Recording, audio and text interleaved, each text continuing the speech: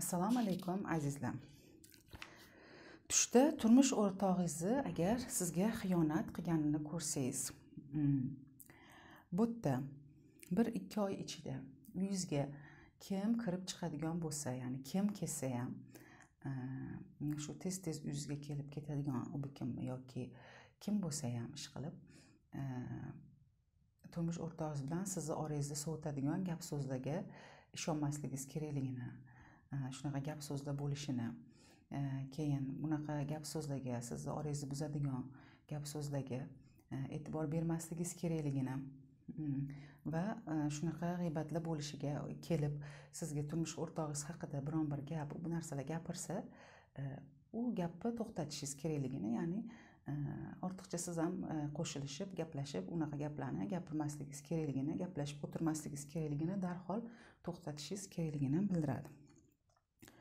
Keyin tushingizda turmush o'rtog'ingiz boshqasi bilan qo'l ushlashib ketayotganini ko'rsangiz, masalan, orqasidan ko'rsangiz, bu yerda turmush o'rtog'ingizni noto'g'ri bironta bir qaror berishini, ishida yoki oilada bir masalada noto'g'ri qaror berishini, sizga xiyonat qilmaganini, qilmasligini, noto'g'ri qaror berishini biron bir masalada yoki biron bir yo'lga ketmoqchi bo'lsa, bu yo'lga bormasligi kerakligini bildiradi. Shu yo'lga borishdan turmush o'rtog'ingizni siz voz kechirishingiz kerak. Ya'ni borishiga yo'l qo'ymasligingiz kerak. Keyin agar boshqa biri bilan sizga to'g'ri, turmush o'rtog'ingiz boshqa bir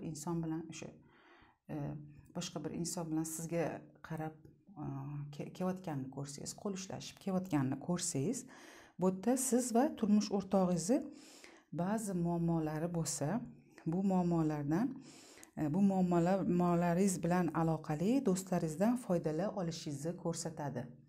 Agar bunaqa bir problemangiz bo'lmasa, uyda turmush o'rtog'ingiz bilan orangizda yoki uyingizda, oilangizda agar bunaqa muammo bo'lmasa, unda bir yaqin kunlarda bitta muammo bo'lishini, ya'ni problema chiqishini bildiradi. Ogoh bo'lishingiz kerak, moddiy ma'naviy tayyorgarlik ko'rib qo'yishingiz kerak, ozgina bo'lsa ham. Ya'ni bu bir ogohlantiruvchi tush sizni shunga ogohlantiryapti. Tayyorgarlik ko'rib, moddiy ma'naviy tayyorgarlik ko'rishingiz kerak, ogoh bo'lib turishingiz kerak.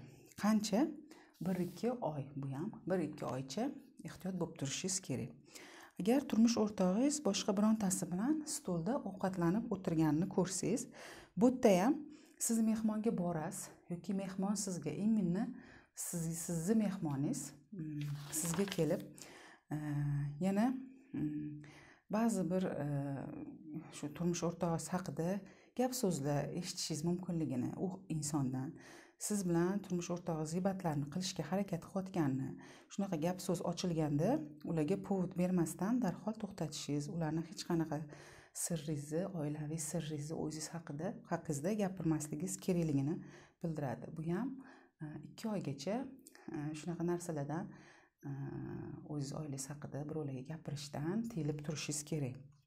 Agar hayotda turmush o'rtog'ingiz sizga haqiqatdan, hayotingizda haqiqatdan sizga xiyonat qilgan bo'lsa, ketib qolgan bo'lsa va siz yana shunaqa tush ko'ryapsiz, tushingizda sizga xiyonat qilyapti, bu yerda aytishadi, ot aylanib qozig'ini topadi deb, qozig'iga keladimi, qozig'ini topadimi, shunaqa deydi-yu. Siz sabr qilsangiz, turmush o'rtog'ingizga telefon qilmasdan, aloqaga chiqmasdan sabr qilib tursangiz, turmush o'rtog'ingizni baribir sizga qaytishini bildiradi. Shunaqa. Keyingi videolarda yana uchrashguncha yaxshi qolinglar. Xayrli tushlar ko'rishinglarni tilab qolaman. Sog' bo'linglar, omon bo'linglar, Allohga omonat bo'linglar.